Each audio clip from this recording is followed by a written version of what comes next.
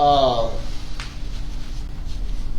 want to go ahead and mention, I was thinking about Nancy and them, we met over in Bull's Gap the other evening along with Gary and Patrick, I know was there.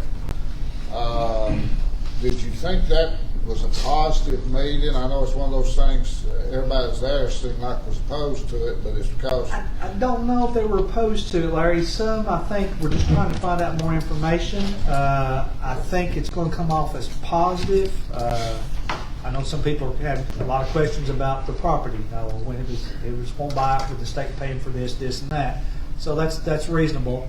I think the only thing was the way the state determined it was going to take about 3 to 3.5 years to buy up all the easements they would need, kind of pushed everything back, and I think that was the only concern. I think people want to see this thing done and done quickly rather than later. That's what I get the feeling. So I don't know, Gary may have something different to say from that, but I think there's, for the most part, support for it. Yeah, the biggest thing, I guess, the biggest takeaway from that meeting was the fact that, the project got pushed out a year, and so that was when TDOT called me. That's what I wanted to know was, here we go again, so to speak. So what happened was when they began to do the review, they realized that there's going to be more relocations than what they thought. Because of the amount of relocations, it kicked it into NEPA guidelines, and that's an acronym that I'll have to look up to tell you, but it's basically federal guidelines.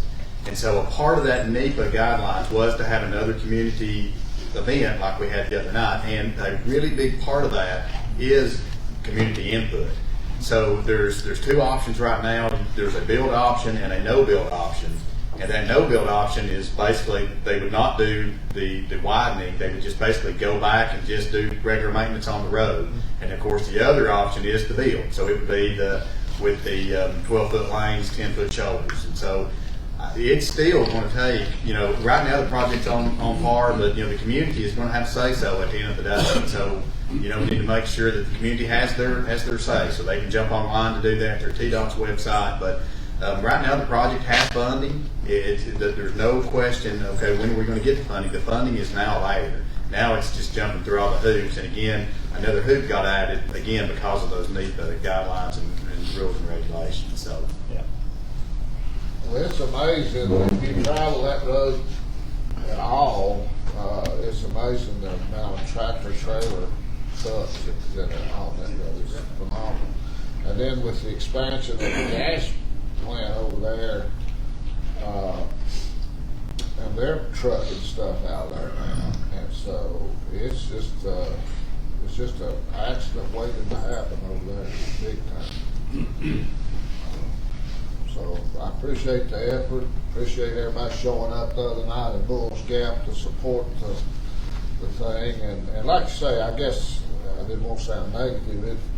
Everybody was concerned. The first person I walked up to said, well, I don't want to sell my house, and we like it there. And we don't want it right in my front door. And I understand that. I mean, a man's home is his castle, and he doesn't want somebody telling him what to do.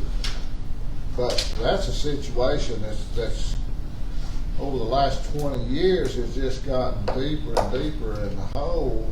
And I don't know, we got a lot of options on that unless you build a bypass around it some way. But anyway.